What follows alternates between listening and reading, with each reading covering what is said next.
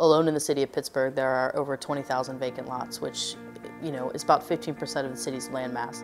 These houses were all burnt down. The two lots over here, we happen to be in a flood zone right here. These houses were flooded. The properties were purchased by FEMA. They were demolished. And I think that's why you see so much of the disinvestment is that the people in those communities have been left behind. We have less than half of the residents that we did before the steel mill closing, so we're no stranger to that response to challenges. And what we're trying to do is make sure that that doesn't happen any longer. GTECH works at the intersection of three important areas: land use, the green economy, and alternative energy. We work in about 30 different communities this year, working on over 100 different sites.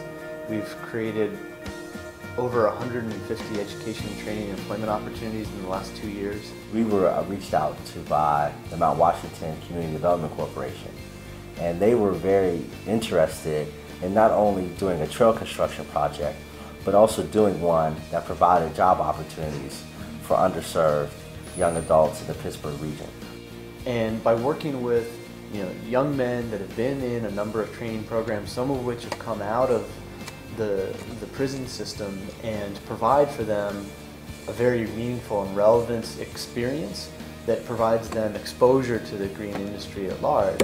I've done outdoor work before, nothing like this. I mean, this is a mountain, and I mean, it's hot and the work is hard, but it's rewarding. It's teaching me a lot of stuff that I just didn't know. In a lot of places, we are directly brought in by community partners. In a lot of cases, we're contracted by landowners, which are community development corporations or public agencies. One of the strategies that we use is to grow sunflowers. It helps reduce blight because they're beautiful, and then we use the seeds as a biofuel feedstock. For us, it's about building community capacity. It's not just about growing the sunflowers and then leaving that community. Refuel is a waste oil collection service. Before our program sort of came along in Pittsburgh, a lot of that was being wasted, put back in the cube and thrown in the dumpster. There has to be more alternatives, and there has to be the idea that the things that we are wasting have value, and how are we going to reuse them to help rebuild our cities.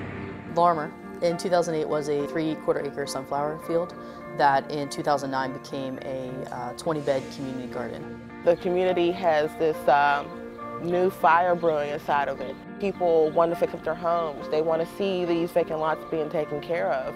They want to take care of the community. I bring my 6-week-old down here, and then we have people who are like 80 years old down here gardening, and so it's cross-generational. It's just a really neat experience that pulls everybody together. GTECH is really setting things in motion, and it's empowering the community. It's a model that works everywhere. These aren't our neighborhoods. The people that live there have to be involved and have to be able to actually benefit from the things that are happening in their community.